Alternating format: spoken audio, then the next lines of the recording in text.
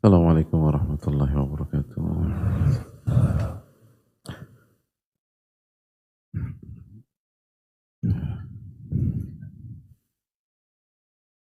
Bismillahirrahmanirrahim. Alhamdulillahi rabbil alamin. Wa bihi nasta'in ala umuri dunya wad din. Wassalatu wassalamu ala ashrafil anbiya wal mursalin. Wa ala alihi wa sahbihi wa man sara ala nahjihi bi ihsanin ila yaumidin wa ba'd. Allahumma salli wa sallim wa barik wa an'im ala nabiyyina Muhammadin wa ala alihi wa sahbihi ajma'in. Allahumma inna nas'aluka ilman nafi'a wa na'udzubika min ilmin la yanfa'.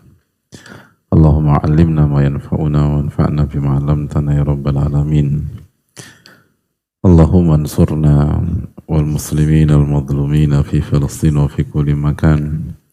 Allahumma aslih lana umurana kullaha wa aslih wulata umurina wa ihfadna baladana min kulli su'in innaka waliyyu dzalika wal qadiru 'alaih.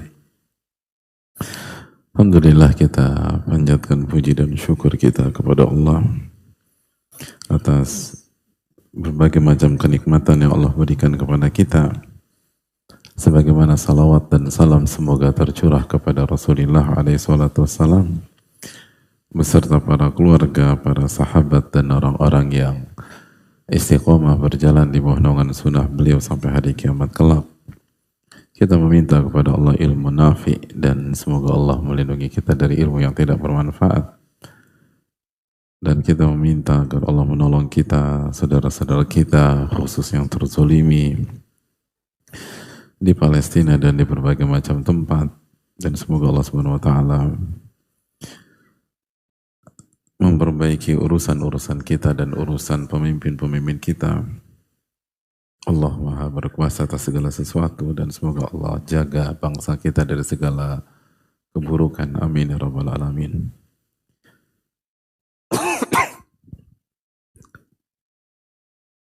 Hadirin yang semoga Allah muliakan, kembali bersama kajian rutin kita.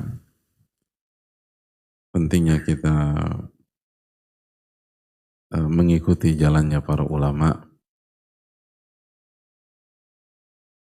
karena mereka yang menjadi pewaris para nabi. Al ulama warathatul anbiya, kata nabi kita sallallahu alaihi wasallam.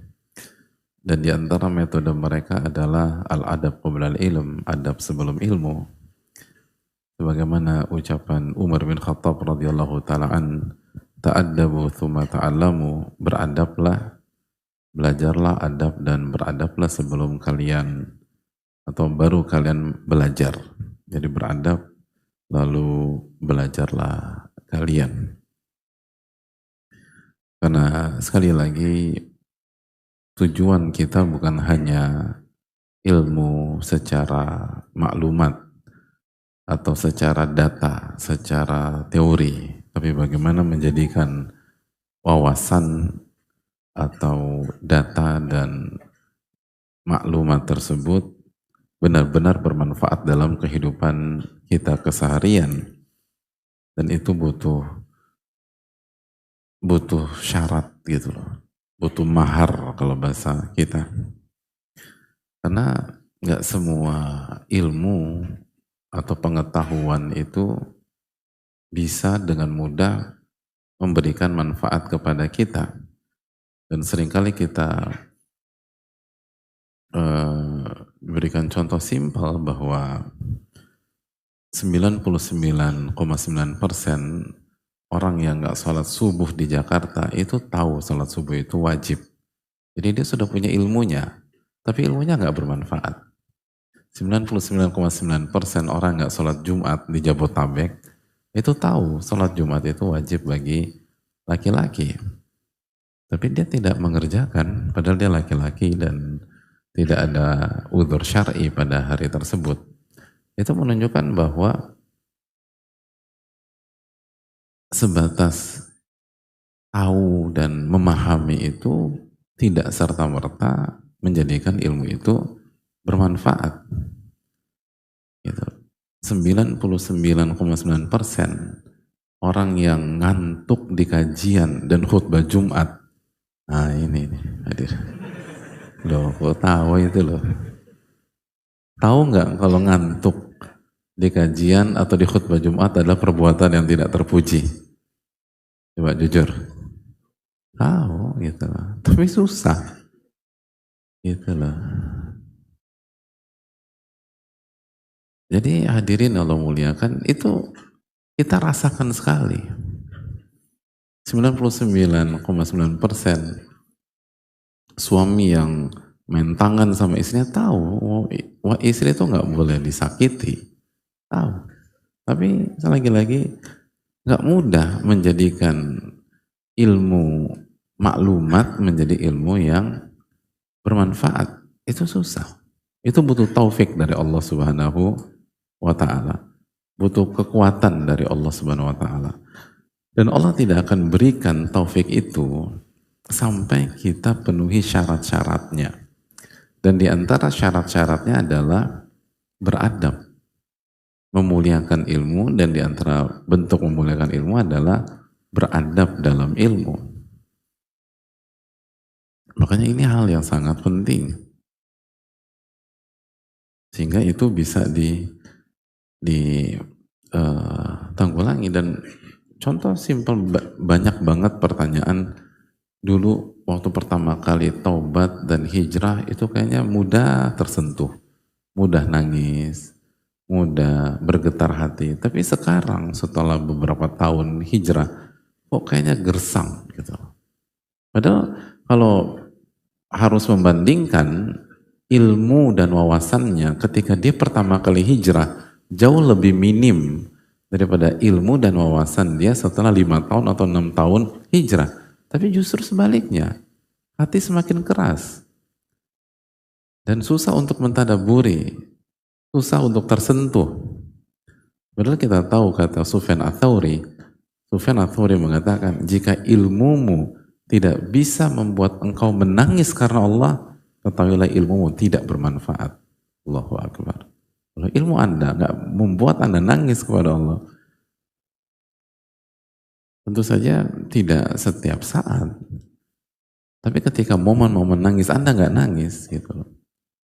Berarti itu adalah ilmu yang tidak bermanfaat. Itu kata para ulama.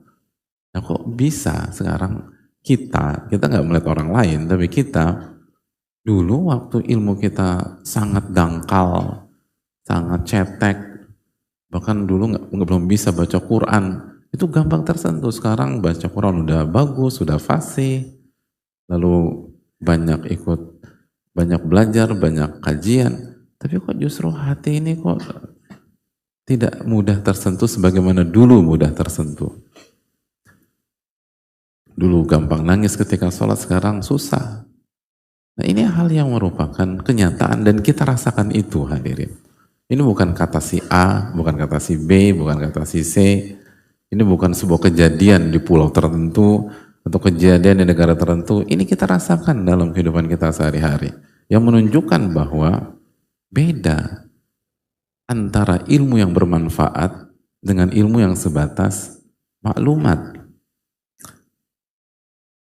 Pemahaman penting, hafalan penting, tanpa perlu diperdebatkan. Tapi belum tentu pada saat kita memahami sesuatu, kita bisa mengamalkannya dan bermanfaat bagi diri kita. Maka sekali lagi ini dikembalikan pada diri kita masing-masing. Seberapa besar pertolongan Allah kepada kita. Dan besarnya pertolongan Allah, kata para ulama, dilihat dari seberapa beradab dan memuliakan ilmu yang kita lakukan. Itu penting. Semakin kita memuliakan, semakin besar pertolongan Allah Subhanahu wa Ta'ala. Semakin kita meremehkan, walaupun kita cerdas, gampang hafal, tahu A, tahu B, tidak. Sekali lagi, hadirin, ini bukan sebatas mengetahui, tapi lebih dari itu. Maka pentingnya kita mempelajari buku-buku para ulama yang berkaitan dengan masalah ini. Agar apa? Agar ilmu kita bermanfaat. Dan begitu ilmu kita bermanfaat, maka kita akan bahagia di dunia dan di akhirat. Jadi itulah gambaran besarnya yang harus terus kita ketahui dan kita semakin sadar urgensi dari ini semua. Jamaah yang semoga Allah muliakan, dan kita sedang membahas sifat atau akhlak yang diridhoi oleh Allah yang harus dimiliki oleh setiap muslim secara umum dan penuntut ilmu secara khusus. Dan penulis rahimahullahu ta'ala menyatakan wa minal akhlaqil mardiyah dawamut taubah, dan di antara akhlak-akhlak yang diridhoi oleh Allah yang harus dimiliki oleh setiap muslim apalagi dia penuntut ilmu adalah dawamut taubah, senantiasa bertaubat kepada Allah Subhanahu wa taala. Taubat tidak putus-putus gitu. Taubat terus gitu. Jadi taubat bukan hanya sebuah pintu gerbang perubahan diri kita dari dulu ahli dunia dan sekarang berusaha menjadi ahli akhirat, tapi taubat adalah kewajiban di awal, di tengah-tengah, dan di akhir sebagaimana dikatakan oleh Ibnul Qayyim rahimahullahu ta'ala. Dan tidak ada fase dalam kehidupan kita tanpa taubat. Kita harus terus bertaubat dan mendekatkan diri dan taubat lagi kepada Allah Subhanahu wa ta'ala. Itu yang kita bahas pada pertemuan yang lalu. Nah, hadirin Allah muliakan, kita tambahkan sedikit apa yang kita sudah bahas pada pertemuan yang lalu. Salah satu alasan kenapa kita harus terus bertaubat. Dan justru sebaliknya, ketika kita menjadi atau ketika kita berubah, ketika kita berhijrah, itu bukan alasan untuk meminimalisir taubat. Itu bukan alasan untuk tidak bertaubat. Itu bukan alasan jarang bertaubat. Dulu kan memang gue maksiat, jadi gue memang harus taubat. Sekarang kan gue tiap hari bolak-balik masjid, ikut kajian, lalu ada proyek dakwah atau bantu sana, bantu sini. Ya masa gue masih harus bertobat? Dan seringkali kita tersinggung ketika misalnya ada orang mengatakan bertobatlah kepada Allah Subhanahu wa taala. Seringkali pas bayangkan misalnya pulang dari kajian terus ada orang bilang, "Lu tobat lo sama Allah." Kira-kira jujur nih. Bingung apa nerima dengan lapang dada? Hah? Jujur. Hah? Keluar dari kajian atau keluar dari sholat isya lah di masjid komplek, ketemu orang, dari mana bang? Dari masjid. Tobat lo gitu. Kok ketawa tuh? Gimana? Bingung tidak? Bingung ternyata kita. Kok disuruh tobat? Gitu lah. Dan kita tahu orang yang suruh tobat itu dia nggak sholat tadi. Itu tambah bingung lagi, bingung kuadrat kita ini. Kenapa nih orang? Kok gue disuruh tobat? Harusnya kan lo yang tobat. Hadirin Allah muliakan. Ini yang harus kita dudukan. Ulama kita mengatakan bahwa secara atau tobat bisa dibagi menjadi dua macam. Dari sebuah angle, tobat bisa dibagi menjadi dua macam. Yang pertama, taubat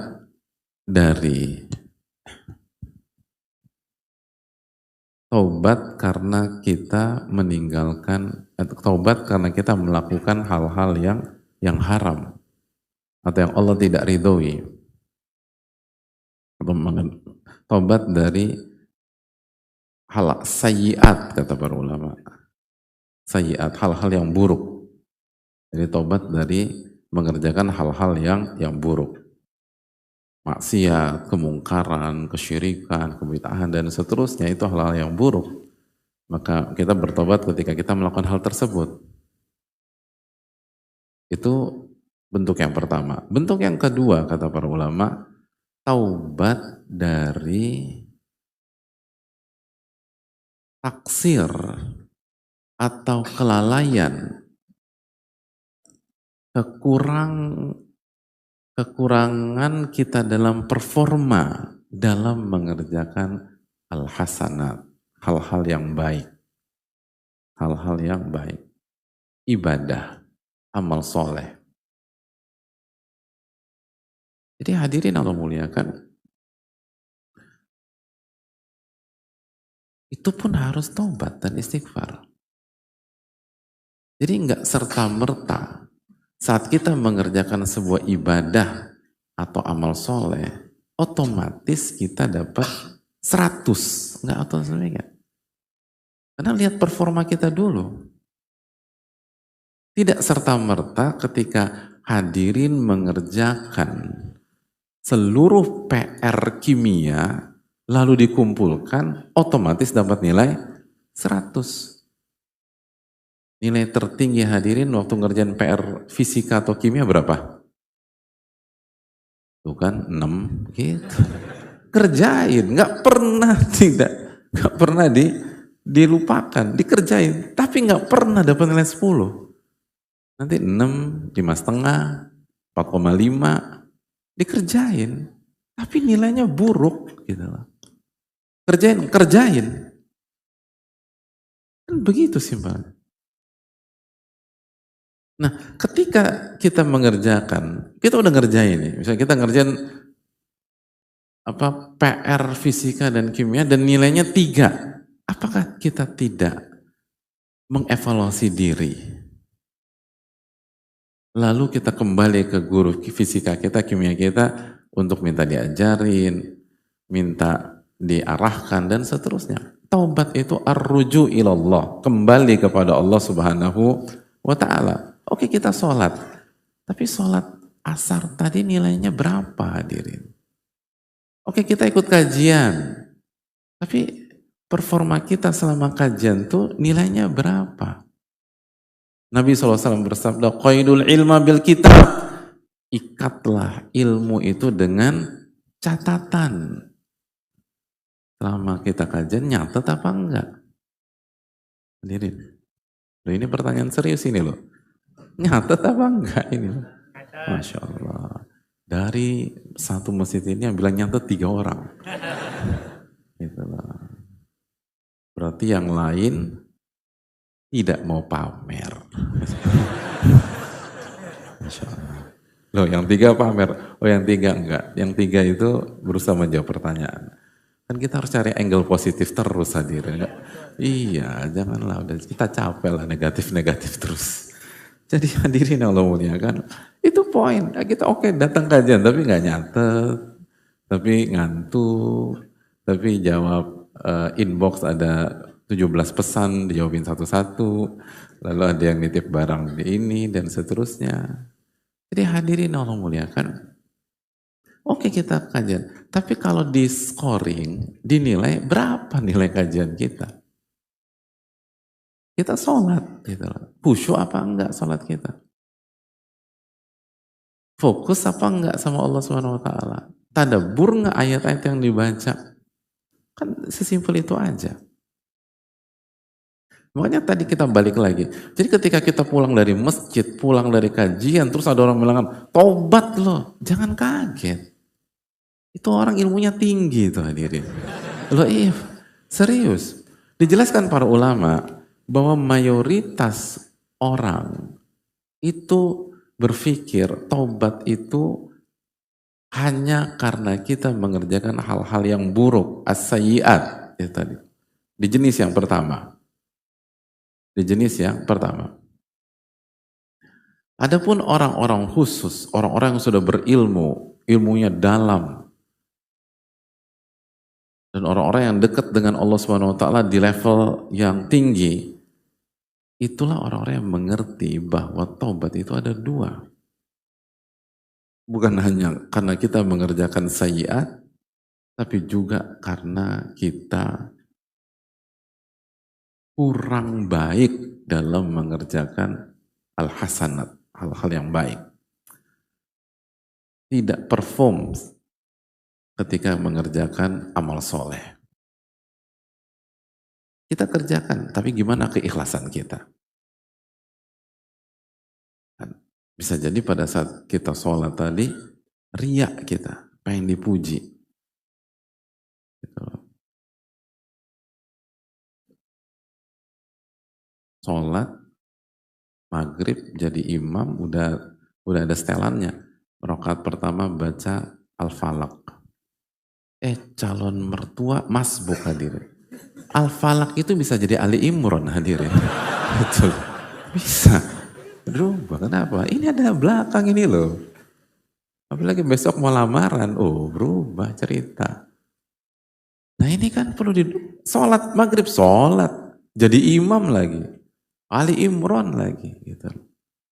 Tapi performa keikhlasan kita tuh gimana hadirin sekalian? Ini kan yang harus didudukkan.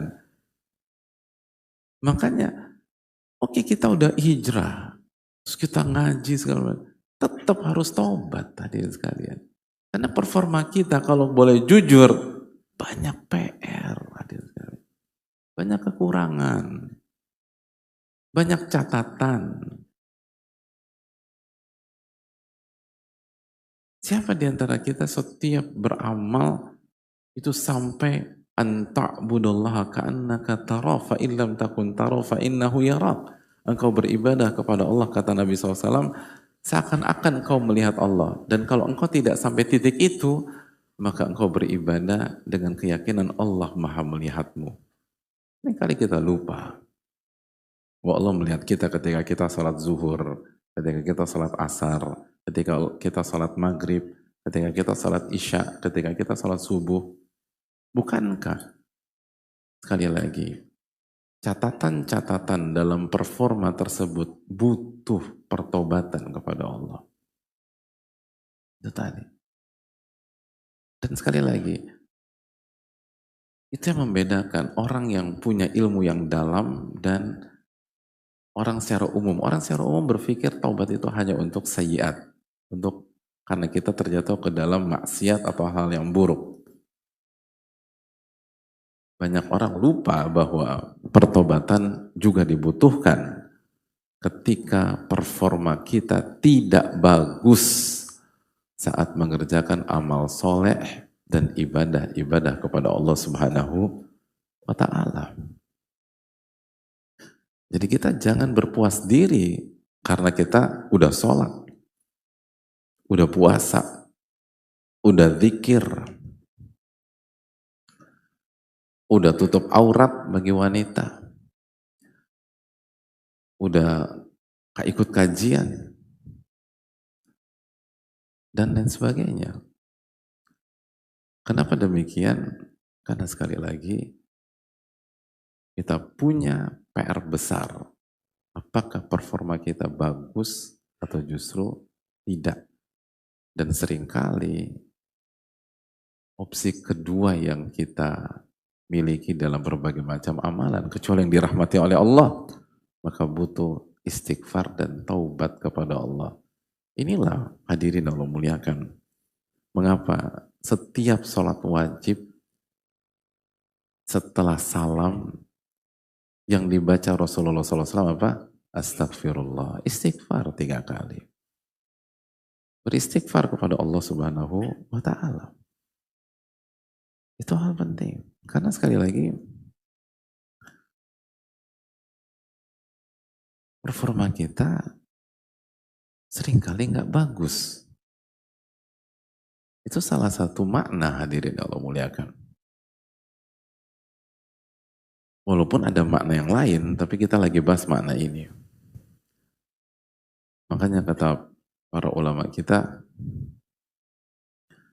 mereka mengatakan bahwa hasanatul abrar sayyiatul muqarrabin. Ada sebuah ungkapan, dan ini bukan hadis Nabi SAW, sepengetahuan kami,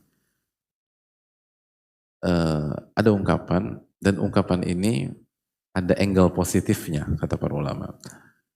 Ungkapannya berbeda begini, hasanatul abrar sayyiatul muqarrabin, gitu. Yang artinya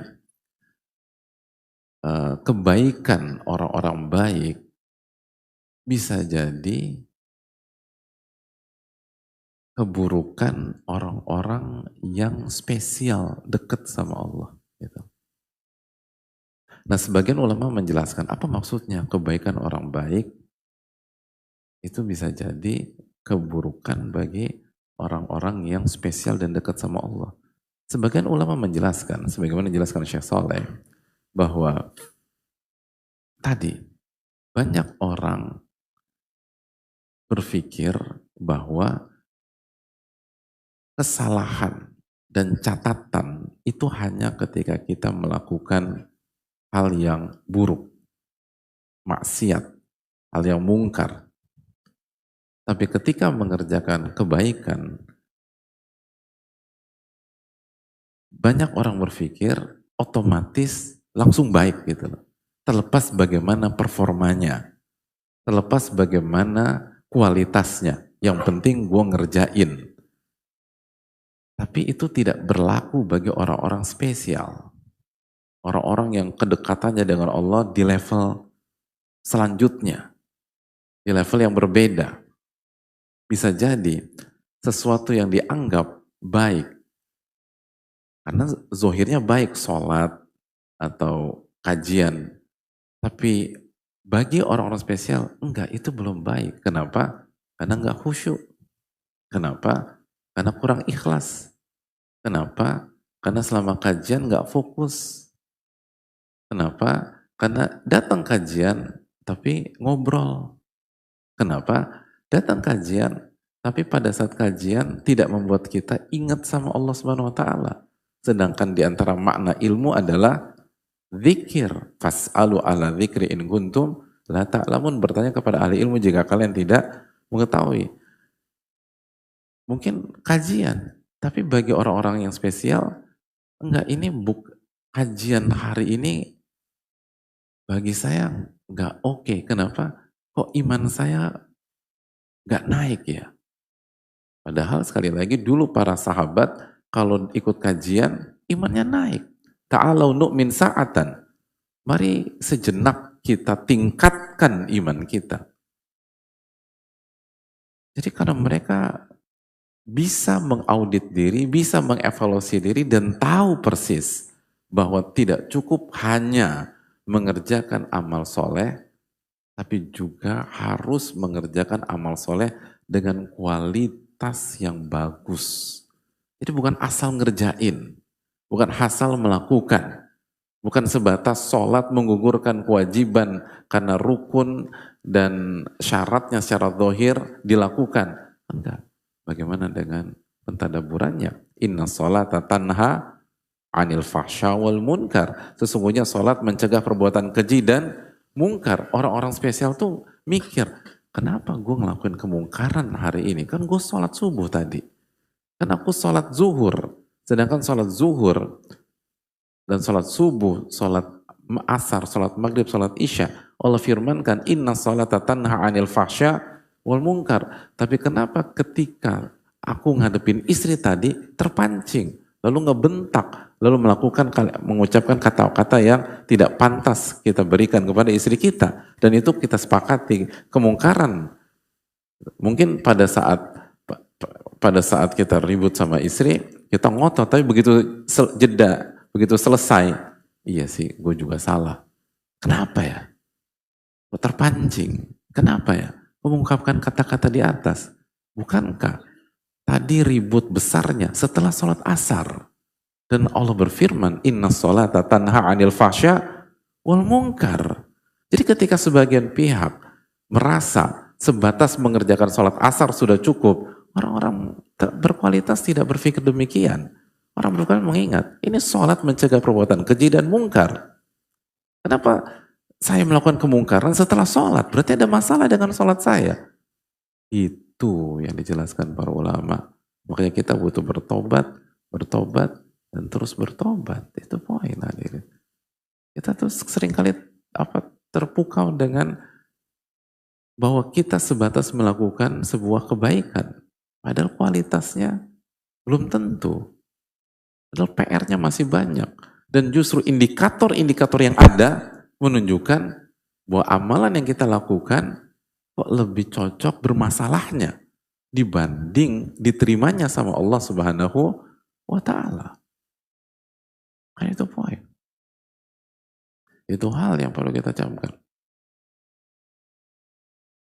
Kita pagi misalnya baca zikir pagi petang, kita meminta kepada Allah Subhanahu wa taala misalnya Allahumma in apa uh, misalnya a'udzu bikalimatillahi tammati min syarri ma khalaq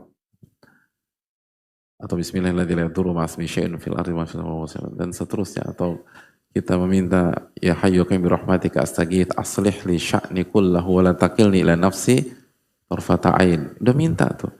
Tapi ketika kita meeting jam 10, kok kita ngandelin diri sendiri?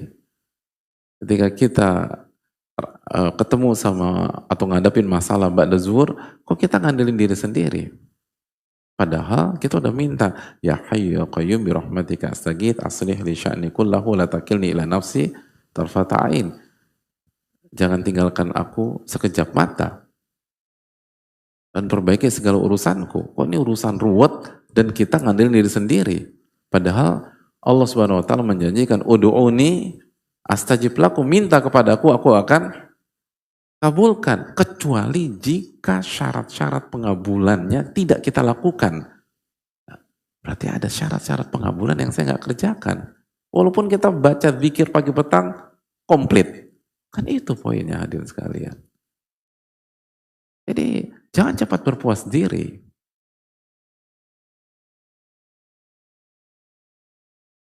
Ini menunjukkan betapa luasnya ilmu. Dan betapa pentingnya kita belajar dan betapa pentingnya kita bersama orang-orang yang mengerti hal tersebut. Karena kita berpikir kita sudah lakukan yang terbaik, ternyata hasilnya jelek. Sama kan kayak kita itu tadi. Pernah ngerasain gak sih pas kita ngerjain PR tadi, PR sebuah pelajaran, mau PR akuntansi kah, ekonomi kah, atau fisika kah, kayaknya benar semua deh. Ya minimal 9,9 lah. Pas dibalikin 4 hadirin. 4. Ternyata salah. Jadi semua hal-hal yang kita pikir udah perfect, enggak, berantakan. Itu berarti pada saat kita belajar bidang studi tersebut kita butuh guru. Karena yang kita rasa udah bagus, ternyata nggak bagus. Atau ujian lah, udah kita pede banget dah. Oke nih, bidang studi ini saya bagus. Pas lihat nilainya 3,5. Mana yang salah? Ini salah dikit. Lalu ketika iya benar salah. Itu poin hadirin sekalian. Jadi hadirin Allah muliakan. Nah oleh karena itu, lakukanlah pertobatan setiap saat. Dan jangan terpukau dengan banyaknya kajian yang kita lakukan atau banyaknya ibadah yang kita lakukan. Karena pertanyaan adalah bagaimana kualitas dari ibadah-ibadah tersebut. Bagaimana performa kita dalam mengerjakan ibadah-ibadah tersebut. Kalau baik, alhamdulillah. Tapi coba kita jujurlah gitu. Dengan terbatasnya ilmu kita, masih sedikitnya ilmu kita, dan jam terbang kita dalam dunia amal soleh dan ibadah, apa iya itu dengan mudah kita raih? Sedangkan para ulama butuh waktu yang panjang untuk bisa sampai ke titik yang ideal dan begitu tinggi. Maka sekali lagi ini pentingnya kita istighfar, kita bertobat kepada Rabbul Alamin, agar Allah Subhanahu wa taala memaafkan kesalahan-kesalahan kita, baik ketika kita melakukan maksiat maupun pada saat kita beribadah tetapi tidak dengan performa yang baik. Dan sadarkah kita bahwa setelah kita hijrah, kita berpotensi melakukan keduanya? Apakah arti hijrah benar-benar bersih dari maksiat? Tentu saja jawabannya tidak. Apakah arti kita berhijrah bersih dari semua kemungkaran? Jawabannya tidak. Jadi kita harus bertobat terhadap maksiat yang kita lakukan setelah hijrah atau setelah ngaji, atau ikut kajian dan seterusnya. Dan kita harus bertobat dari sisi yang kedua, bahwa amal soleh yang kita kerjakan seringkali performanya tidak baik. Seringkali di bawah standar. Di bawah standar tadi sekalian. Seringkali hanya zohir saja. tapi tidak meresap ke dalam hati dan tidak kembali ke batin kita, tidak meninggikan iman kita kepada Allah Subhanahu wa taala. Hadirin, kalau sholat kita berkualitas, itu habis sholat, iman nambah hadirin. Tapi apakah itu yang kita rasakan? Jelas, jangankan sholat 5 waktu yang merupakan tiang agama, rukun Islam kedua loh hadirin sekalian. Rukun Islam yang kedua. Kita mengerjakan amal soleh yang kecil saja, senyum saja senyum tuh. Tabassumuka fi wajhi akhika shadaqah. Senyummu di hadapan wajah saudaramu adalah sedekah. Itu kalau performa senyum kita bagus, iman nambah. Tuh kan, mulai senyum-senyum sendiri. Jadi hadirin Allah, iya, rasanya nggak nambah. Enggak kan, karena kurang bagus performanya. Gitu. Bukan kurang manis senyumnya ya kan, senyum terus ikhlas gitu. Nanti kita, kalau yang bening-bening lewat senyum gitu loh. Kalau yang agak-agak berdebu nggak senyum sekali. Ini kan demikian. Agak berdebu tuh temen cowok kita yang habis naik motor gitu. Nggak senyum kita sama saudara kita. Tapi kalau bening-bening senyum, ini kan senyum pilih kasih. Jadi sekali lagi, justru harusnya sebaliknya kita jaga diri terhadap lawan jenis.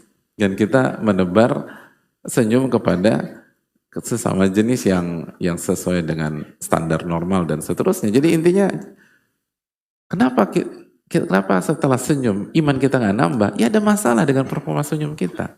Tapi intinya senyum aja kalau kita lakukan dengan benar dan ikhlas itu nambah iman. Karena itu kan keyakinan Ahlussunnah wal Jamaah. Apa keyakinan Ahlussunnah wal Jamaah? Yazid bita'ah. Iman tuh nambah jika melakukan ketaatan. Senyum ketaatan atau bukan? Ketaatan. Berarti seharusnya setelah senyum nambah. Boleh nggak senyum? Boleh nggak sholat Jumat maghrib diganti senyum aja Pak Ustadz? Ya nggak boleh lah hadirin sekali. Gimana sholat maghrib diganti senyum? Jadi hadirin, semua ada porsinya. Nah kalau senyum saja menambah iman, apalagi sholat 5 waktu. Tapi tanya diri kita, nambah iman kita setelah sholat 5 waktu? Atau nambah iman kita setiap sholat 5 waktu? Apa nggak setiap sholat membuat iman kita bertambah? Pertanyaan besar dalam diri kita harus kita jawab.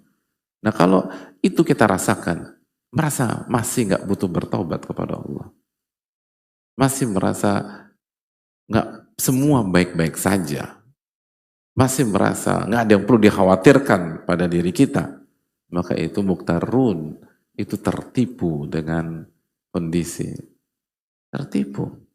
Itu talbis iblis, itu tipu daya iblis yang mengecoh. Adapun orang-orang beriman, orang-orang yang berusaha menjalankan keduanya dengan baik, dia beristighfar ketika dia melakukan kemaksiatan dan kemungkaran, dan dia beristighfar dan bertobat ketika setelah melakukan amal soleh, karena dia tahu bahwa saya melakukan amal soleh tapi amal soleh saya masih menjadi catatan atau masih punya catatan di sana dan di sini. Dan itulah fungsi saya beristighfar dan bertobat kepada Allah Subhanahu wa ta'ala.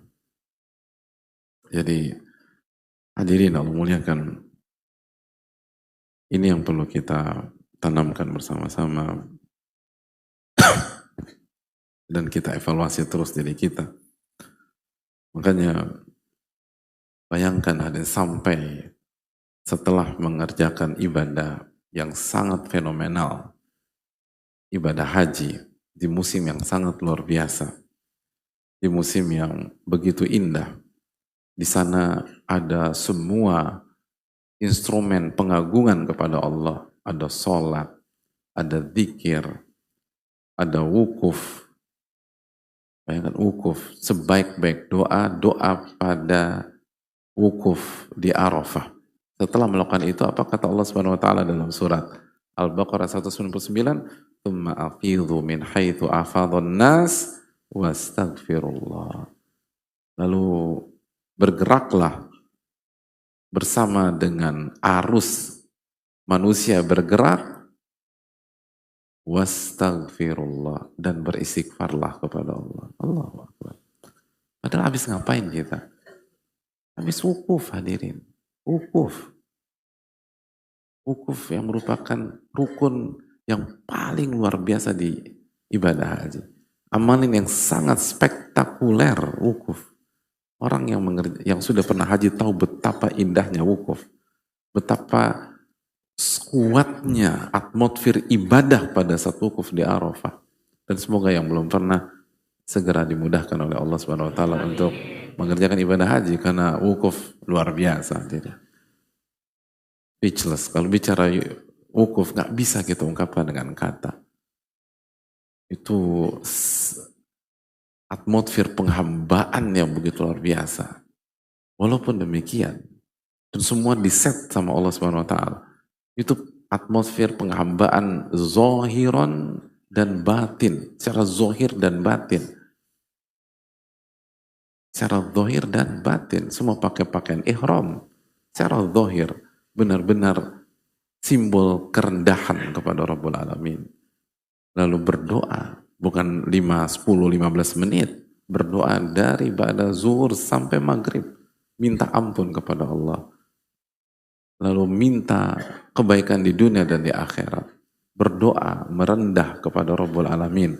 Setelah itu Allah katakan, "Tsumma afidhu min haitsu afadun nas." Lalu bergeraklah. Sebagaimana manusia bergerak. Lalu apa yang Allah perintahkan? Wastaghfirullah. Dan beristighfar kepada Allah. Istighfar. Kenapa? Karena sekali lagi, oke, kita wukuf. Di antara maknanya, oke, kita wukuf. Tapi apakah wukuf kita sempurna, hadirin? Apakah kita wukuf seperti Rasulullah SAW wukuf? Apakah kita wukuf sebagaimana para sahabat wukuf? Tetap diarahkan beristighfar kepada Rabbul Alamin. Jadi ini yang harus kita renungkan. Kalau setelah mengerjakan ibadah atau inti ibadah haji seperti wukuf saja, kita diperintahkan untuk beristighfar, ya apalagi ngerjain yang lain. Wukuf kan sholat zuhur, asar, doa sampai maghrib. Bayangkan, sholat zuhur, asar, doa sampai maghrib, habis itu beranjak sambil istighfar kepada Allah. Inilah yang menjadi keindahan dalam dunia ilmu, dalam dunia hijrah, dan dalam dunia amal soleh. Sehingga sekali lagi orang-orang beriman, orang-orang baik itu memang diset untuk terus merendah hadirin. Untuk terus mengintrospeksi diri. Tidak dikasih ruang untuk tertipu dan meninggi karena pencapaian yang dilakukan. Dan itu kekuatan dan kehebatan dari konsep kita. Orang tuh selalu dibuat untuk merendah. Diset untuk selalu memikirkan jangan gampang puas diri. Jangan gampang terpedaya dengan pencapaian. Terus evaluasi dan maju ke depan. Evaluasi, maju ke depan. Introspeksi, maju ke depan. Dan menjadi lebih baik lagi. Dan itu kehidupan yang diminta oleh Allah dan Rasulnya Sallallahu Alaihi Wasallam. Adapun orang-orang yang tidak istighfar dan taubat, itu menunjukkan bahwa dia tertipu dengan apa yang dia lakukan. Dan dia merasa semua sudah baik-baik saja. Dan ketika dia merasa semua baik-baik saja, padahal tidak baik-baik saja, maka dia akan stagnan di level itu. Karena dia tidak akan memperbaiki sesuatu yang dia rasa sudah baik-baik saja. Kapan kita memperbaiki sesuatu? Ketika kita merasa ada masalah. Manusia kalau merasa semua nggak ada masalah, maka dia akan berjalan dengan pola seperti itu. Akhirnya dia nggak maju-maju hadirin. Akhirnya dia stagnan di sana. Akhirnya dia nggak pernah naik kelas. Akhirnya dia nggak pernah naik level. Akhirnya dia tidak nggak punya kualitas lebih daripada sebelumnya. Adapun orang-orang beriman dan penuntut ilmu sejati, dia perbanyak istighfar, dia perbanyak bertaubat, dan dia beristighfar dan bukan hanya dengan lisannya, tapi dia mengerti mengapa saya beristighfar. Dia mengerti mengapa saya bertaubat kepada Allah SWT. Oh, karena performa saya masih jauh dari kata sempurna. Karena performa saya masih jauh dari kata ideal. Berarti Saya harus perbaiki. Apa yang harus saya perbaiki? Saya evaluasi ini, saya perbaiki itu, saya perbaiki hati saya harus perbaiki, keikhlasan saya harus saya perbaiki, khusyuan saya harus saya perbaiki. Lalu kalau kajian catatan saya harus saya perbaiki. Lalu pentadaburan murojaah saya harus saya perbaiki. Lalu pengamalan dalam isi kajian tersebut harus saya perbaiki.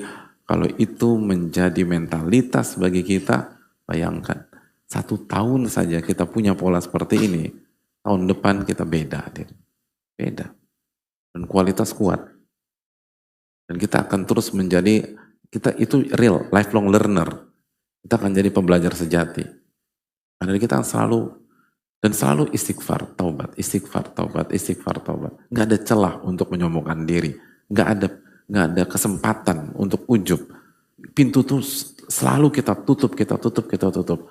Kan gitu. Makanya begitu selesai sholat istighfar kepada Allah. Nggak dibuka celah untuk pamer, untuk ujub, untuk merasa terpukau dengan apa yang sudah kita lakukan. Berbeda dengan orang yang lupa istighfar. Berbeda dengan orang yang lupa bertobat. Dia pikir semua udah sempurna. Ini yang perlu kita tanamkan bersama-sama. Mentalitas ini yang mahalnya luar biasa. Dan kita fokus ke diri kita sendiri. Dan kalau kita fokus sama orang lain, fokus secara positif. Bukan fokus yang kontraproduktif. Seperti yang seringkali kita lakukan. Nah, kita fokus diri sendiri. Kita muhasabah, dan terus muhasabah. Kita perbaiki, dan terus perbaiki. Karena itu tadi. Itu hal yang perlu kita camkan bersama-sama. Ar-ruju ilallah, kembali kepada Allah Subhanahu wa ta'ala. Nah, sekali lagi, sekarang kita mau pilih yang mana? Mau pilih konsepnya para ulama, atau kita berpuas diri dengan pencapaian kita pada hari ini, dan akhirnya kita stagnan dan tidak berkembang. Itu penting, makanya perbanyaklah bertobat kepada Allah. Perbanyaklah bertobat kepada Allah. Ingat Nabi SAW, dalam sebuah majelis lebih dari 70 kali bertaubat dan beristighfar. Itu Rasul kita alaihissalam. Makanya Rasul kita selalu berada di level terbaik. Sedangkan kita seringkali stagnan dan seringkali turun, hadirin. Itu tadi. Dulu waktu hijrah gampang tersentuh, sekarang beberapa tahun hati menjadi keras, hati menjadi sulit tersentuh. Coba kita evaluasi. Sudahkah kita menerapkan konsep ini? Sudahkah kita menerapkan metode ini? Dan seringkali jawabannya belum. Kita rasa udah beramal semua selesai, udah beramal semua selesai, sudah beramal berarti saya orang baik. Belum, hadirin. Performa kita seperti apa? Dan ini perlu kita ini. Apalagi amalan-amalan hati. Ibnu Munkadir itu mengatakan, Ibnu Munkadir itu gurunya Imam Malik. Beliau mengatakan, kabatu nafsi arba'ina sana atas taqamat. Aku menundukkan diriku, nafsuku, itu 40 tahun. Sampai benar-benar istiqomah, sampai benar-benar stabil, dan sampai benar-benar under kontrol diri saya. 40 tahun hadirin. Itu Sayyidul Qurra gelar beliau. Pemimpinnya para qori Al-Quranul Karim. Nggak simpel.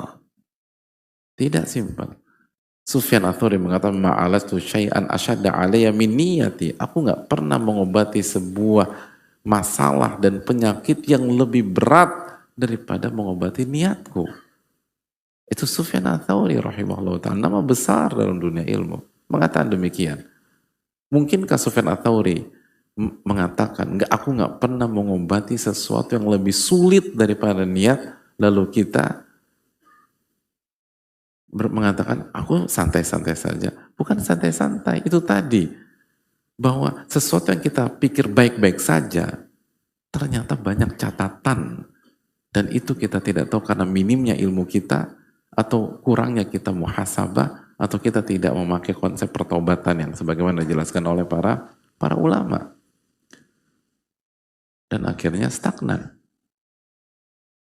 Sekali lagi hadirin, manusia itu kullu bani Adam khata', setiap anak Adam banyak melakukan kesalahan. Wa khairul khata'ina tawwabun, dan yang terbaik dari mereka adalah yang paling banyak bertaubat. Itu sudah sabda Rasulullah SAW, kita nih banyak salah hadirin. Jadi kalau kita merasa, pekan ini kayaknya gue belum buat salah deh, itu berarti asumsi kita yang salah. Karena Nabi kita SAW mengatakan, Kulu bani Adam khata, setiap anak Adam banyak melakukan kesalahan. Berarti harus audit lagi, harus muhasabah lagi, harus dicek lagi. Dan kalau kita nggak ngerti, cari, ya itu tadi, kalau pasien merasa, kayaknya aku baik-baik aja deh. Ya Anda pasien, tapi kalau dokter yang lihat kan enggak. Maka kita harus pergi ke dokter. Nah, dalam jiwa, dalam hati, kita butuh dokter hadirin. Kalau kita nggak bisa mendiagnos diri kita sendiri. Allahumma sayyiban nafi'an. Semoga Allah memberikan hujan yang bermanfaat dan berkah bagi kita semua. Sekali lagi yang sunnah Nabi SAW, kalau turun hujan kita baca doa. Dan doa yang diajarkan Nabi SAW, Allahumma sayyiban nafi'an. Ya Allah, berikanlah hujan yang memberikan kebaikan, manfaat, dan keberkahan. Dan sepanjang turunnya hujan itu waktu mustajab doa. Waktu mustajab doa hadirin. Jadi kalau hujan seperti ini lalu nanti kita salat maghrib misalnya, maka ketika kita sujud, kita menggabungkan antara waktu mustajab doa karena sujud dan waktu mustajab doa karena turun hujan. Lalu hadirin misalnya sholat ba'diyah maghrib lalu sujud, itu hadirin lagi-lagi menggabungkan antara sujud dengan hujan. Jadi perbanyak lebih doa dan seterusnya. Sekali lagi bagi orang-orang beriman, hujan adalah keberkahan dan manfaat, walaupun mungkin ada dampak negatif, tapi dampak positifnya jauh lebih besar daripada dampak negatifnya. Jadi itu yang perlu kita camkan bersama-sama. Oke. Baik.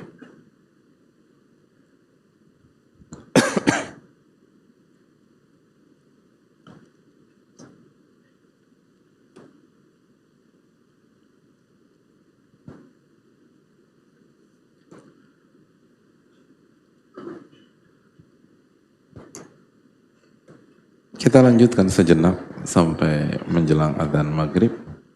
Ibnu Qayyim rahimahullah melanjutkan tentang taubat.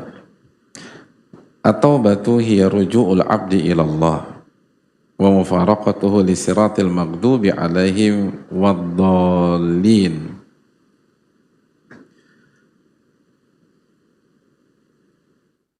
Taubat itu esensinya, artinya adalah kembalinya seorang hamba kepada Allah. Kembalinya seorang hamba kepada Allah. Dan perpisahannya pada dua kelompok manusia.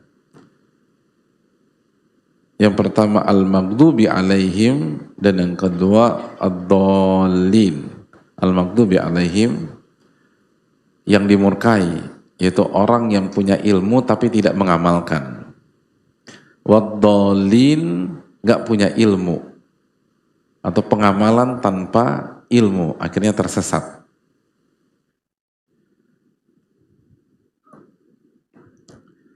Jadi inti taubat adalah kembalinya kita kepada Allah dan salam perpisahan terhadap dua jalan manusia. Jalan yang pertama, jalan al-maghdubi alaihim, jalan orang-orang yang Allah murkai. Dalam surat Al-Fatihah, ghairil maghdubi alaihim. Siapa orang-orang yang dimurkai? Punya ilmu tapi nggak mengamalkan ilmunya. Ya. Walad dhalin, dan orang-orang yang tersesat. Inti dari orang-orang yang tersesat dalam surat Al-Fatihah adalah nggak pakai ilmu. Itu poinnya. Pokoknya bahasa simpel aja. Ini punya ilmu nggak diamalin. Yang kedua, nggak punya ilmu. Terus mengamalkan sesuatu jadi akhirnya tersesat. Nah, inti dari taubat adalah berpisah dengan dua jalan ini. Inti dari taubat adalah berpisah dengan jalan ini dan kita kembali kepada Allah. Artinya, hadirin sekalian, sebatas ikut kajian itu belum aman. Karena sebatas ikut kajian, kita masih bisa kena yang keberapa? Pertama, tahu ilmu nggak diamalin. Nah itu. Jadi kalau kita ikut kajian, belajar, baca, baca artikel, beli buku, baca, tapi nggak diamalin, kena maghdubi alaihim. Kena maghdubi alaihim, dimurkai. Kenapa? Punya ilmu nggak diamalkan. Jadi kita itu tadi, sebatas kita aktif dan rajin ikut kajian, itu belum selamat. Pertanyaannya, diamalin nggak tuh isi kajiannya? Iya sih Pak Ustadz, aku belum ngamalin deh lah. Kalau gitu resign aja lah dari kajian. Kena yang kedua, hadirin. Iya, dolin nanti kita. Gara-gara berhenti pensiun dini dari dunia kajian tanpa pesangon, lalu akhirnya nggak ngerti gimana nggak ngerti dalam menjalani hidup dan memutuskan masalah tanpa ilmu. Kena yang kedua. Jadi nggak ada opsi kecuali ilmu amal, ilmu amal, ilmu amal, dan menjodohkan ilmu dan amal, menggabungkan ilmu dan amal, dan menjadi pola hidup kita, itu susah banget, serius, susah, gak mudah. Itu harus jungkir balik. Inti masalah manusia tuh ini, dua hal ini.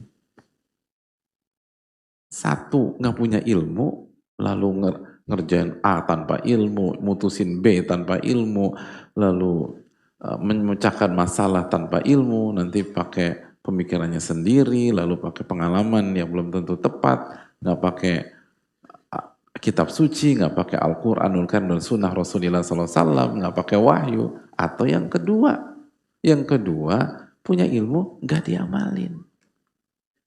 Intinya tuh ke situ. Inti kehidupan itu dari awal sampai akhir. Ini masalahnya di dua ini. Kalau ini mudah, gak akan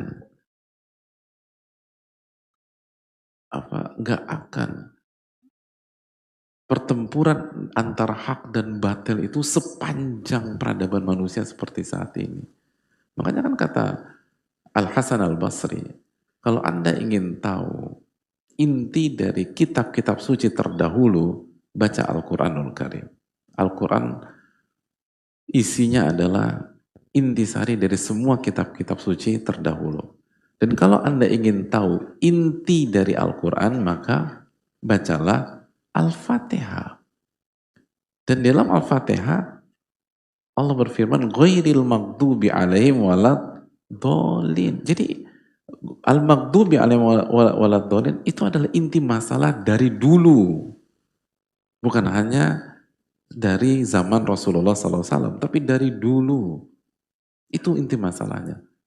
Kalau nggak punya ilmu nggak diamalin. Nah solusi dari itu, taubat, hadirin kata para ulama. Kan itu tadi, susah menggabungkan ilmu dan amal tuh susah. Susah hadirin sekalian. Susah. Nggak mudah.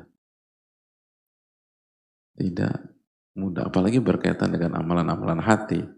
Susah.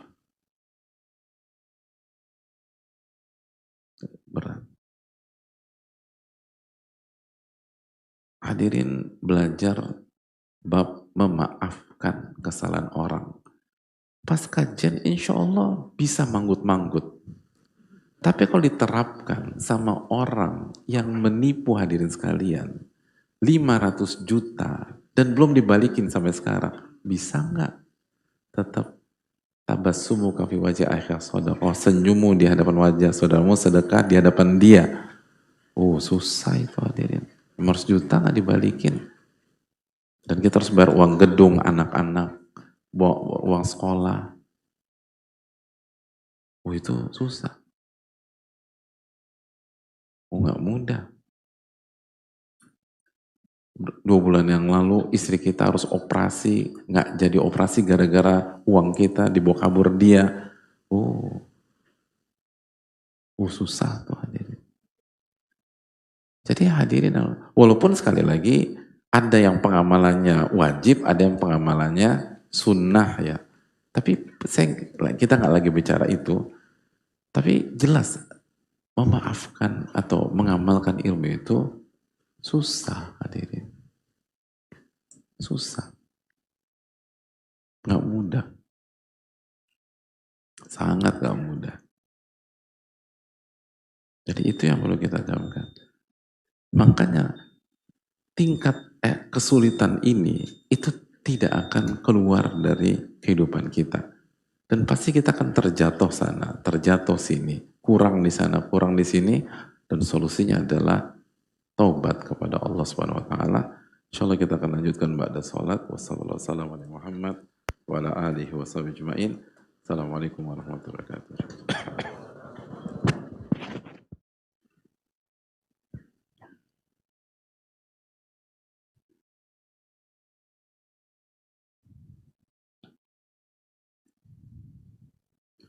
Assalamualaikum warahmatullahi wabarakatuh.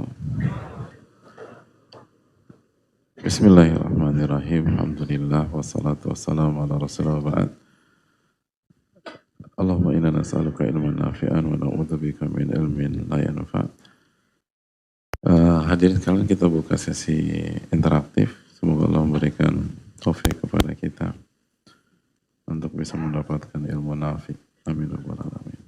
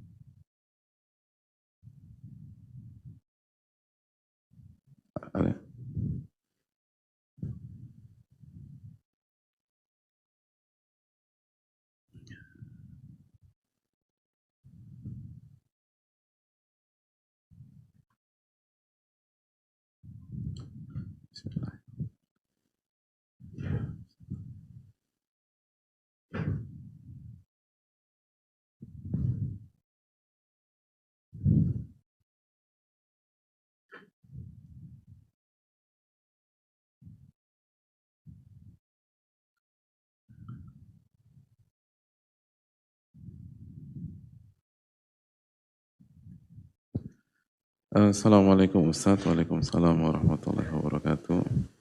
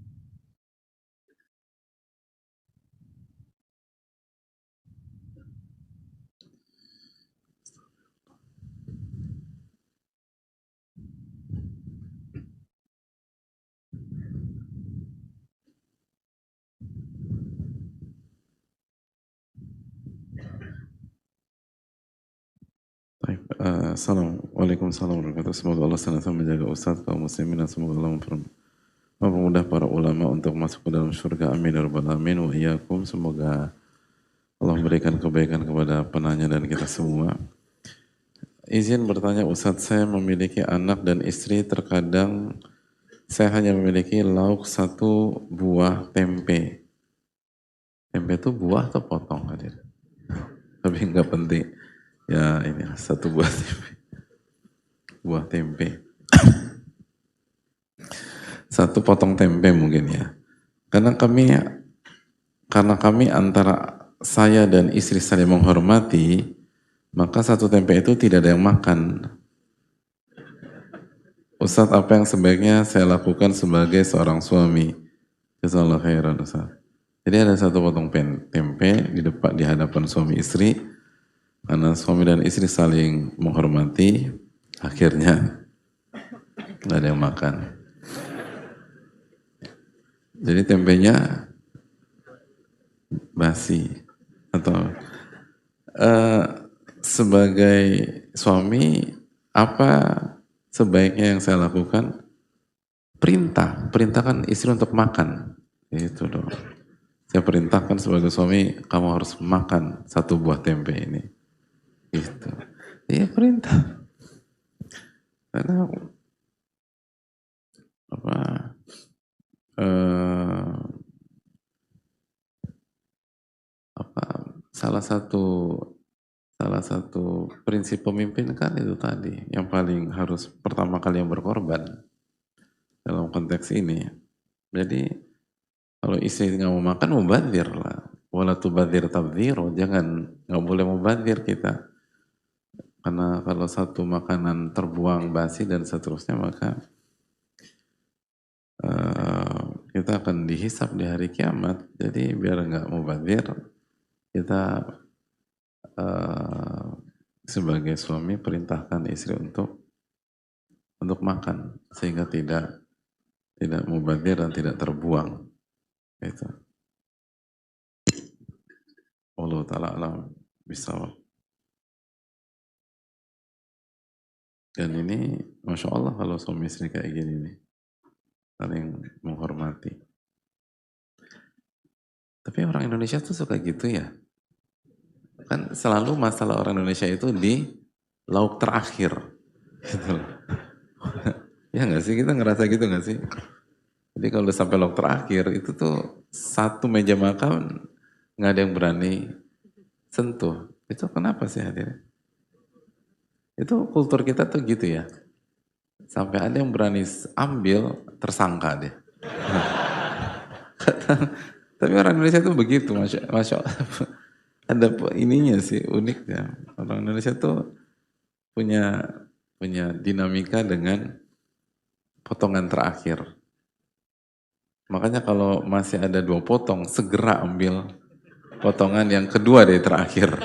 Karena kalau ambil potongan terakhir, maka itu seringkali menjadi problematika di antara kita. Dan ini kan potongan satu-satunya, berarti ini potongan terakhir. Jadi gak ada yang mau makan, nih orang Indonesia banget. Jadi ya itu minta istri kita makan duluan. Dan sekali lagi pemimpin harus bisa atau harus siap berkorban lebih dulu. Makanya kan ada ungkapan a leader eats last, kan itu kan pemimpin itu, seorang pemimpin itu makan belakangan setelah semua yang lain makan. Allah taala alam.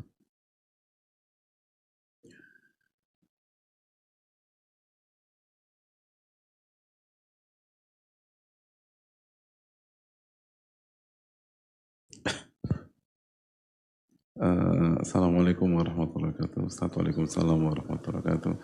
Semoga Allah merahmati Ibnu Jamaah, Ustaz, tim dan seluruh kaum muslimin yang hadir pada kajian Sabtu sore. Amin ya rabbal alamin. Semoga Allah senantiasa memberikan taufik kepada presiden kita agar dimudahkan dalam memimpin negara kita tercinta. Amin ya rabbal alamin. Dan semoga kita semua dijaga oleh Allah Subhanahu wa taala. Mohon maaf Ustadz, izin bertanya, tadi Ustadz info kalau kita ngantuk dalam kajian itu salah satu hal yang kurang baik. Qadarullah setiap kajian Sabtu jarak dari rumah ke Masjid Nurim cukup jauh. Belum lagi macet dan cari parkiran. Hari ini tuh macet banget ya, Adin. Kenapa ya? Adin nggak kena macet? Nggak. Sampai sini kapan? Sebelum subuh. Masih bagus. Pantesan aja gak kena macet.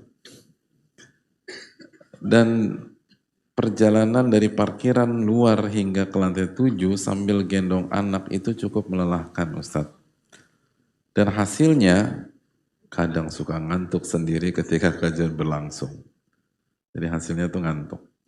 Apakah termasuk hal yang tidak terpuji atau memang ada uzur? Karena saya pernah dengar dari salah satu ustadz harus tetap semangat hadir kajian offline meskipun ngantuk dan ketiduran. Semoga Allah mudahkan ustadz telah menjawab jazakallahu khairan. Ya gini lah hadirin, kalau nggak bisa 100%, ya 90%. Nggak bisa 90%, 80%. Nggak bisa 80%, 70%. Selalu begitu. Kan. Makanya kan kaidah ma la yadruku kullu la yadruku jullu. Sesuatu yang nggak bisa dikerjakan semuanya bukan berarti ditinggalkan begitu saja. Jadi kalau memang opsinya datang tapi apa lelah, ngantuk, atau mendingan nggak datang sama sekali tidur di rumah, ya jelas opsinya datang walaupun ngantuk. Tapi kalau opsinya datang seger atau datang ngantuk, pilih mana? Ya datang seger hadir itu penting. Tapi ini kan apa ya nggak mudah ya perjalanan jauh terus harus gendong anak. Jadi semoga ini udzur syar'i, semoga udzur syar'i dari Allah Subhanahu wa taala selama kita berusaha. Tapi lagi-lagi orang-orang beriman tuh nggak akan pernah puas gitu loh. Dan orang-orang beriman itu berusaha nggak cari-cari alasan gitu kan. Nggak berusaha nggak cari-cari alasan. Makanya itu juga dijelaskan oleh Syekh Saleh Al-Syekh. Disinilah pintu istighfar dan taubat itu berada. Jadi ketika beliau menjelaskan apa namanya menjelaskan tentang taubat, beliau menjelaskan bahwa kalau kita ingin menjadi orang yang berkualitas, maka di apa daripada kita cari justifikasi, cari alasan atau cari pembenaran, walaupun kuat, lebih baik kita pilih opsi lain kata beliau, yaitu apa? Istighfar dan taubat. Ya mungkin ini karena kelalaian saya banyak istighfar dan taubat. Dan itu penting hadirin sekalian. Jadi semoga ini udzur syar'i kalau kita memang punya kondisi fisik tertentu dan apa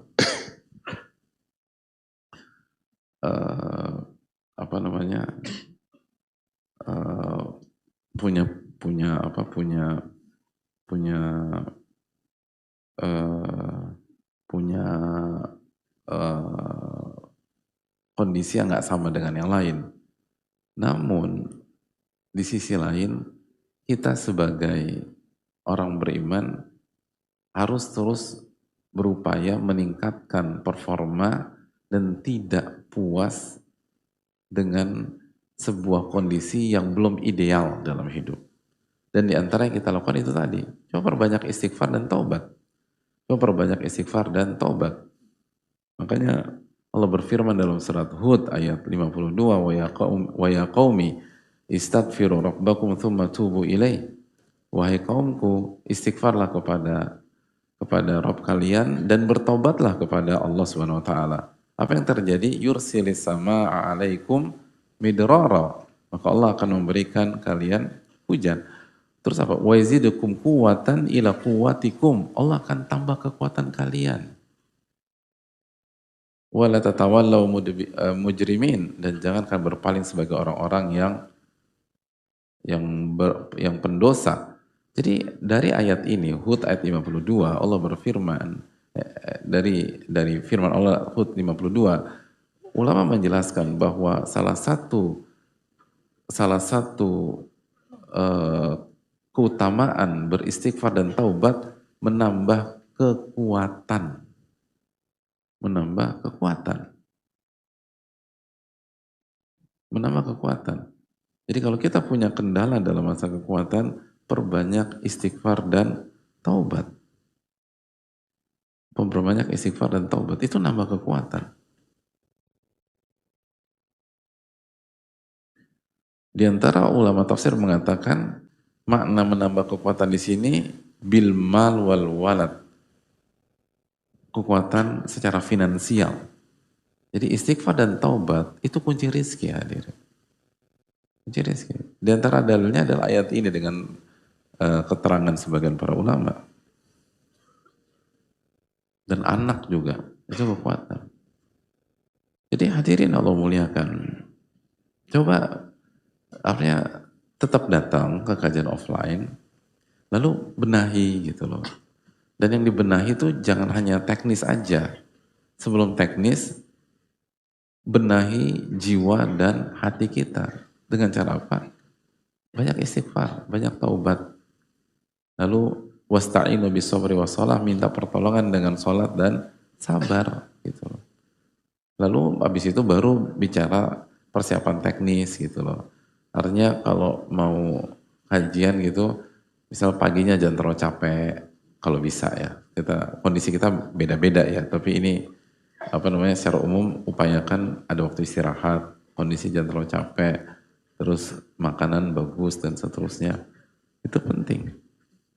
Makanya kan Ibnu Qudamah ketika berbicara tentang puasa sunnah, sebagian ulama memilih tidak berpuasa untuk memberikan kekuatan dalam beramal soleh yang lain. Karena orang beda-beda. Orang berbeda-beda. Jadi sekali lagi setiap orang tuh punya kondisi yang berbeda-beda, tapi coba diperjuangkan. Jadi sekali lagi semoga ini udzur syar'i, namun sebagai penuntut ilmu, sebagai seorang mukmin, kita tidak boleh mengandalkan kondisi yang masih belum ideal dan berusaha untuk tidak mudah mencari alasan lain, walaupun itu bisa dilakukan. Kita lebih memilih mengevaluasi diri, beristighfar, bertobat, memperbaiki kinerja, lalu berkembang menjadi jauh lebih baik. Wallahu ta'ala bishawab. Dan dilawan gitu loh, kalau ngantuk wudu gitu loh. Kalau ngantuk wudu, terus bawa semprot-semprotan buat muka gitu loh. Kalau kalau ngantuk semprot-semprot gitu. Itu bisa. Allah ta'ala bisa.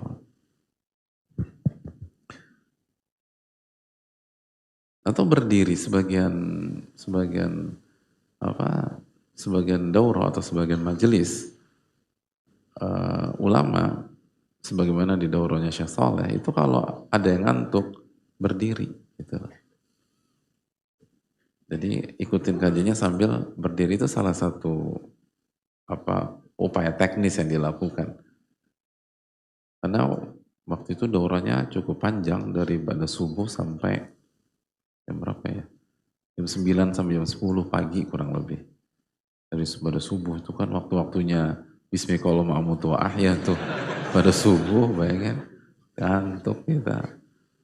Jadi sebagian talib tuh tahu diri, karena rugi kalau dia nggak ngelawan.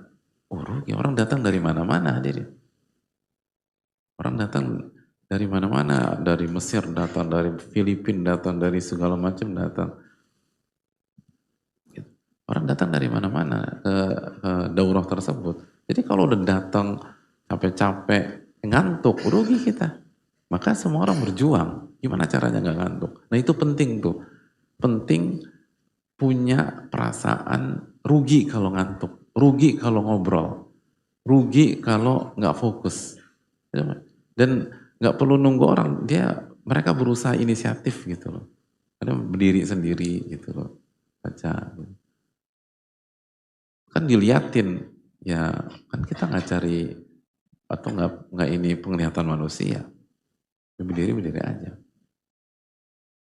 Dan itu memang upaya dalam melawan rasa atau harus tetap fokus dan sebagainya. Jadi berdiri sambil baca buku gitu. Karena orang keluarkan uang, buang waktu untuk bisa ikut daurah tersebut, mereka nggak mau rugi. Nah itu yang harus kita lakukan. Gitu. Jadi coba lakukan langkah-langkah apa gitu. Dulu waktu saya di pondok, kalau sebagian teman-teman ketika ngantuk jam 12 malam, Ya wajar lah ya mas, untuk jam 12 malam. Waktunya tidur itu Pak Ustadz. Tapi teman-teman tuh rajin-rajin dulu. Itu kalau ngantuk jam 12 malam, kan belajar di masjid waktu itu keluar, itu sprint lari gitu loh. Iya, sprint lari bolak-balik. Jadi bayangin, ada sprint jam 12 malam dan sebagian teman tuh pakai jubah putih. Jadi kan kalau orang dari kejauhan tuh lumayan lah. Jadi menghilangkan ngantuk dia dan ngantuk orang lain juga gitu loh. Jubah putih lari susu gitu loh. Ya Allah. Begitu udah agak keringetan, baca lagi hadirin, terus lanjut belajar. Itu pengalaman dulu di pondok tuh gitu. Jadi setiap kita harus punya kesadaran bahwa ini mahal, ini tuh mewah, ini priceless, ini nggak bisa dinilai dengan harta dunia. Dan bisa jadi sesuatu yang luput dari pengawasan dan fokus kita, itu yang kita butuhkan dalam hidup. Itu yang kita cari-cari selama ini. Itu potongan puzzle yang kita tuh jungkir balik, apa sih masalah hidup saya? Itu bisa jadi itu. Jadi semua orang tuh harus punya kesadaran itu. Lalu diperjuangkan. Dan kita yakin bahwa al-ajra ala qadri masyaqqah. Inna idhamil jazama idhamil bala. Bahwa besarnya pahala tergantung tingkat kesulitan. Jadi semakin melawan itu, semakin besar pahala kita insyaAllah ta'ala. Dan yang terakhir ini membangun fighter mentality gitu loh. Winner mentality itu penting, membangun mental juara gitu loh. Mental pejuang gitu. Dan gak gampang nyerah, bangkit lagi. Dan bagaimana para sahabat dulu ketika memegang bendera, ditebas tangan kanannya pegang pakai tangan kiri. Dan mereka gak gampang nyerah. Apalagi cuma rasa ngantuk. Mereka rasa takut ditebas, bayangin. Itulah para sahabat radhiyallahu anhum. Kenapa mereka jadi generasi terbaik? Karena nggak gampang nyerah, nggak gampang cari alasan, walaupun bisa, gitu. Kan bisa dikata, oh ini kan udzur syar'i, tangan saya sudah ketebas, ganti yang lain. Loh enggak. Orang-orang besar itu nggak gampang cari alasan untuk menyerah. Padahal dia punya banyak alasan yang kalau dia gunakan, semua orang akan percaya. Tapi enggak. Karena fattaqullaha mastata'tum, bertakwalah kepada Allah semampu kalian. Dan Allah maha melihat. Allah as-sami'ul basir. Allah maha mendengar, maha melihat. Allah tahu kapasitas kita seperti apa. Dan Allah as-syakur yang maha mengapresiasi. Allah akan balas kita melebihi effort kita dan melebihi upaya kita. Dan itu kita harus yakin. Perjuangkanlah. Dan gampang terpuruk. Apalagi sama anak. Nah ini juga saya ingin tekankan bagi jamaah yang bawa anak, jangan dibiarkan berisik dan mengganggu dan seterusnya. Sebagian para ulama mengatakan kalau anak kita nggak bisa dikondisikan, itu sampai sebagian ulama mengatakan jangan bawa ke masjid karena biar nggak ganggu. Tapi di satu sisi perlu bawa anak ke masjid, asal diedukasi gitu. Bicaralah, briefing mereka dari rumah, cerita kita mau kemana, terus jelaskan adab-adab ke rumah Allah Subhanahu Wa Taala. Lalu tunjukkan perjuangan. Jadi ketika kita gendong anak, dan anak kita ngeliat gimana orang tuanya itu semangat gendong dia, terus energik sambil berzikir, sambil beristighfar, dan ketika capek dilawan, itu tuh edukasi luar biasa bagi anak. Kan sekali lagi anak adalah peniru terbaik. Anak itu peniru. Maka ketika dia melihat ada kerja keras, ada perjuangan, ada mental pemenang dalam diri ayah dan ibunya, maka insya Allah dia akan tiru. Sekali lagi kita punya masalah dalam keteladanan antara orang tua dan anak. Jadi sekali lagi momen-momen kekajian, momen-momen perjuangan, momen-momen membawa anak dalam beribadah, itu jangan sampai dilewatkan dan dilepaskan. Sayang. Itu kesempatan kita untuk mendidik anak kita bukan hanya dengan lisan, tapi dengan pembuktian. Jadi apalagi tadi alasannya bawa anak, tunjukkan kasih keteladanan kepada anak, ikhlas karena Allah Subhanahu Wa Taala. Bahwa orang tuanya itu nggak gampang nyerah, termasuk nyerah dengan rasa ngantuk, coba dilawan dan seterusnya. Apalagi kalau ngantuknya kita itu begitu selesai kajian dan sholat isya seger. Nah ini kan kadang-kadang ini Ini benar-benar ngantuk atau ini memang upaya dari iblis untuk membuat kita gagal mendapatkan ilmu? Karena sering kali gitu. Itu sering banget khususnya khutbah Jumat. Itu masuk masjid sambil ketawa sama temennya, lalu azan tidur itu hadirin. Habis itu selesai sholat ketawa lagi sama temen, gak ada ngantuk-ngantuknya. Kok bisa gitu loh. Jadi bisa jadi itu bukan ngantuk, itu talbis iblis. Jadi sekali lagi coba dilawan lah. Ini momentum bagus dan itu yang bawa anak tolong edukasi, tolong briefing, terus jelaskan ini rumah Allah Subhanahu Wa Taala. Kita harus jaga sikap. Nah, kalau kamu jaga sikap, Allah akan sayang sama kamu. Ini momen untuk ini penting lah. Apalagi kita di weekend kan gitu. Ini kesempatan kita bonding sama anak, jalan bareng sama keluarga, lalu menyampaikan narasi yang kuat, positif dan penuh dengan ibadah. Ini artinya ini keuntungan dan privilege ketika schedule kita di weekend karena kita bawa anak, bawa istri, bawa anak bicara, cerita, lalu evaluasi, lalu setelah kasih tugas, nanti setelah pulang kasih kuis gitu loh. Yang bisa jawab traktir makan gitu loh. Yang nggak bisa jawab puasa gitu. Loh, puasa tuh maksudnya kan itu kan makan makan pagi apa bahasa Inggrisnya ya itu arti bahasa Indonesia apa breakfast buka puasa gitu karena kan kalau tidur kita puasa nggak makan maksudnya gitu puasa secara bahasa jadi intinya ya, jangan dicatat loh yang nggak bisa jawab tetap dikasih makan malam lah masa suruh puasa ke jawab tapi pokoknya ini kesempatan hadirin, khususnya yang bawa anak, termasuk yang bawa kecil-kecil, untuk mengedukasi mereka. Sayang banget kalau nggak ada. Di luar sana tuh orang nyari kegiatan bermanfaat Sabtu Ahad nggak dapet. Ada banyak kok. Di tempat kan nggak semua orang kan nggak semua mendapatkan kenikmatan seperti ini. Cari gimana caranya Sabtu Ahad tuh istri dan anak-anak dapat kegiatan bermanfaat, nggak dapat. Dan kita lokasi, jangan disia-siakan. Bicara sama, edukasi, sampaikan, tunjukkan keteladanan. Benar-benar jadi jadi pemimpin gitu di keluarga. Itu kan sesuatu momentum dan kenikmatan tersendiri bagi kan ini kan konteksnya seorang ayah atau ibu ya, itu kan kenikmatan tersendiri. Menunjukkan keteladanan. Allah Ta'ala.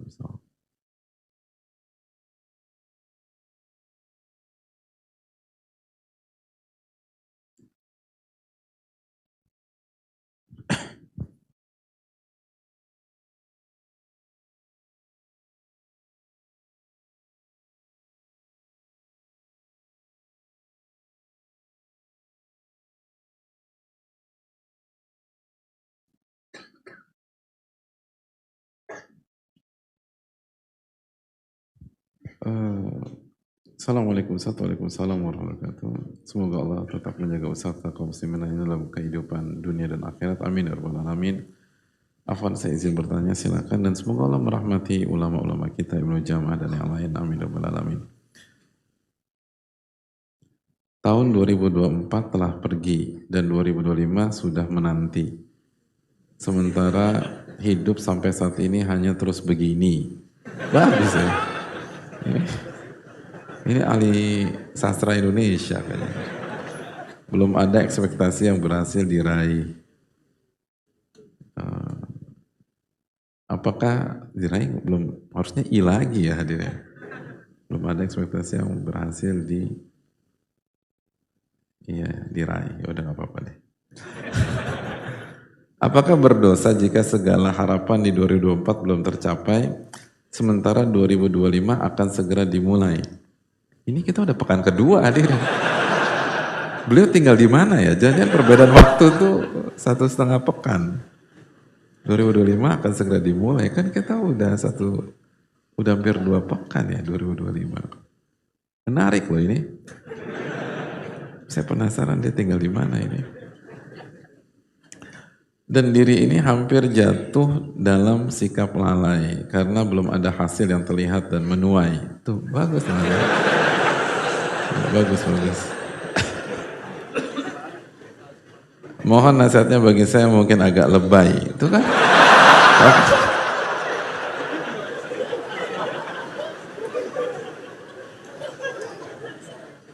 Tapi sebenarnya diri ini ingin hidup damai.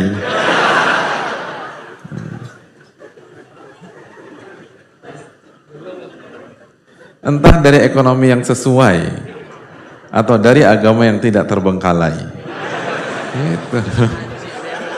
Selesai. Ya Allah. Bagus ini loh. Masya Allah ya. Ini unik ini loh. Dari semua, dari gaya bahasa, dari perbedaan waktu antara kita dan ini ajaib loh ini. Hadirin bagi pertanyaan itu apakah berdosa ya gitu loh. Padahal pertanyaan simpel, apakah berdosa? Tapi pembahasannya itu panjang. Apakah berdosa jika segala harapan di 2024 belum tercapai? Ya enggak lah hadirin.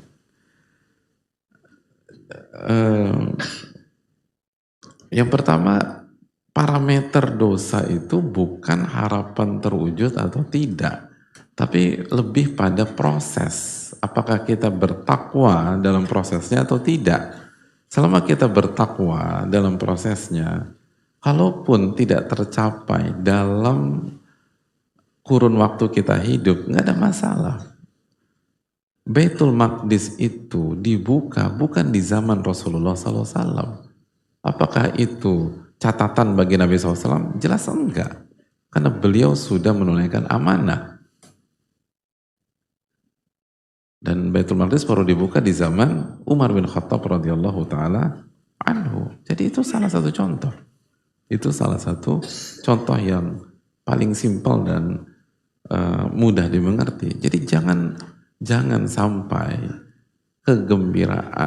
kebahagiaan kita dan kesedihan kita dikaitkan dengan tercapai atau tidak. Itu bukan urusan kita. Urusan kita adalah bertakwa semaksimal mungkin. Fattaqullaha mastata'tum. Bertakwalah kepada Allah semaksimal kalian. Kalau kita lihat misalnya nama-nama besar seperti Sumayyah. Sumayyah wafat di saat Islam itu masih sangat lemah. Dan kita semua secara umum fitrah manusia, dia berharap dia berharap kondisi itu kuat dan seterusnya. Sumayyah tidak mengalami ketika Islam itu kuat. Yasir, begitupun juga Yasir radhiyallahu ta'ala anhu, beliau wafat dalam kondisi Islam itu masih lemah, masih tertindas. Jadi harapan belum tercapai. Khadijah radhiyallahu ta'ala anha, siapa yang meragukan kualitas Khadijah radhiyallahu ta'ala anha? Bayangkan, Nabi SAW begitu mencintai beliau dan Khadijah adalah wanita terbaik. Tapi beliau wafat di saat Islam itu masih lemah. Beliau pencapaian besar yang dialami oleh istri-istri Nabi SAW lain itu nggak dialami oleh Khadijah radhiyallahu ta'ala anha. Apa artinya beliau gagal? Gak ada yang pernah mengatakan demikian. Beliau adalah yang terbaik di umat ini. Jadi itu menunjukkan Hamzah radhiyallahu ta'ala anhu. Sekali lagi, Hamzah wafat di perang Uhud ketika masa transisi dari lemah menuju kekuatan di puncaknya di tahun-tahun berikutnya. Tapi apakah itu memberikan catatan kepada Hamzah? Tidak. Mus'ab bin Umair, kita tahu bahwa kota Madinah bisa seperti, atau kaum Ansor bisa seperti itu, atau kota Madinah bisa menerima Nabi SAW, itu nggak bisa dipisahkan dari performanya Mus'ab bin Umair. Tapi beliau wafat di perang Uhud, baru 3 tahun Nabi SAW hijrah, beliau sudah wafat. Beliau tidak merasakan bagaimana prestasi atau pencapaian-pencapaian di tahun-tahun berikutnya, khususnya setelah Sulhul Hudaybiyah dan nanti setelah Fatu Mekkah, apakah itu memberikan catatan kepada Mus'ab bin Umair? Tidak. Ini fakta yang harus kita renungkan, hadirin sekalian, bahwa ini intinya bukan pencapaian, intinya bagaimana performa kita dalam berproses dan bertakwa kepada Allah Subhanahu wa Ta'ala. Adapun pencapaian kita serahkan kepada Allah Tabaraka wa Ta'ala. Dan pencapaian secara duniawi itu semua kan ujian. Dapat ujian, nggak dapat ujian. Dapat ujian, nggak dapat ujian. Kan selalu demikian. Fa'ammal insan idza mabtalahu rabbuhu fa'akrama wa na'ama fayaqulu rabbi akraman wa amma idza mabtalahu faqadara alaihi rizqahu fayaqulu rabbi ahanan. Kalla, bukan begitu. Manusia itu berpikir kalau dia diuji lalu diberikan harta, diberikan status sosial, dia akan berpikir Allah memuliakan saya. Tapi kalau dia diuji, dia diberikan kesulitan uang atau strata sosialnya nggak bagus, dia berpikir Allah merendahkan saya. Allah menjawab kalla, bukan seperti itu cara berpikirnya, keliru. Karena dua-duanya sama-sama ujian. Jadi hadirin Allah muliakan, ini yang perlu kita camkan bersama-sama. Dan Allah juga berfirman dalam surat Al-Anbiya ayat 35, wa nabluukum bisyarri wal khairi fitnah, dan kami uji kalian dengan keburukan dan kebaikan. Dua-duanya fitnah, dua-duanya ujian. Jadi yang harus kita camkan adalah bagaimana kita berproses dan bagaimana merespon semua takdir Allah Subhanahu wa Ta'ala. Dan penanya punya bakat dalam kecerdasan linguistik ini, ya, kecerdasan berbahasa. Ini kan tiga paragraf pertanyaannya, dan membuat satu masjid bahagia. Jadi ya, itulah poinnya. Wallahu ta'ala alam bisa. Dan yang perlu kita ingat, hadirin sekalian, apalagi kalau kita punya mimpi besar, ya. Nabi SAW mengatakan innallaha yuhibbu ma'aliyal umur. Allah itu mencintai hal-hal yang tinggi, hal-hal yang besar. Dan semua hal-hal yang tinggi dan besar itu butuh jangka panjang. Itu nggak didapatkan dalam 1-2 tahun, atau tidak didapat 1-2-3-4-5 tahun. Semua hal-hal besar itu butuh bertahun-tahun. Itu poin penting. Lihat bagaimana kita berbicara pada saat kita bayi. Kalau kita hanya menjudge atau menilai bayi itu di 1 tahun pertama, 2 tahun pertama, mungkin kita akan menganggap mereka adalah pembelajar yang buruk. Kenapa? Karena belum bisa bicara, atau belum bisa bicara lancar atau fasih bahasa ibu gitu loh. Padahal 1-2 tahun walaupun belum terlihat, tapi proses belajar sudah berjalan dan mereka punya progres yang bagus, tapi baru kelihatan setelah tahun-tahun berikutnya. Dan terbukti tidak ada yang bisa mengalahkan kemampuan bayi secara umum, ya, dalam mempelajari sebuah bahasa. Gitu loh. Metode belajar bahasa terbaik kan metode bayi. Ketika mempelajari mother tongue, ketika mempelajari bahasa ibunya. Gitu. Dan hasilnya, hadirin belajar sebuah bahasa di usia-usia kayak kita sekarang, 10 tahun dengan bayi belajar bahasa yang sama sebagai bahasa ibu, 2, 3 atau 4 tahun, jauh sekali bedanya.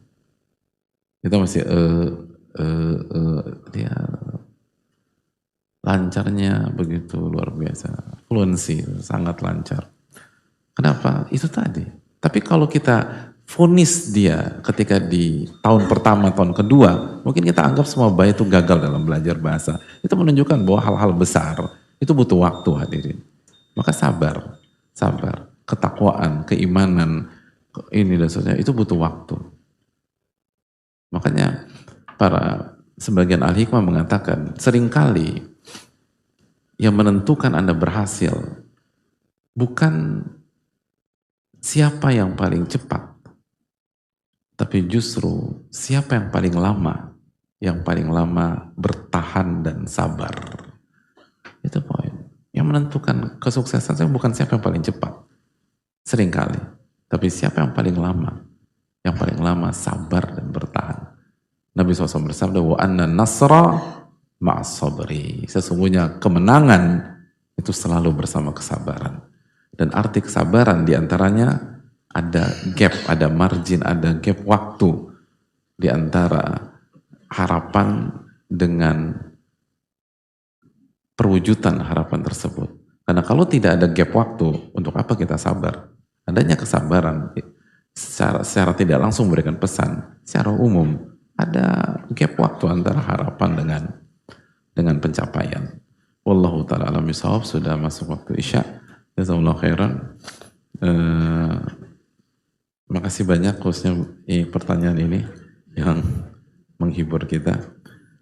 Dan semoga sesegera mungkin beliau masuk ke tahun 2025 ya. Karena kita udah 1,5 pekan di 2025 dan di daerah beliau segera akan dimulai. Makasih banyak. Subhanallah, la ilaha illa anta, astaghfiruka wa atubu ilaik. Assalamualaikum warahmatullahi wabarakatuh. Syukran.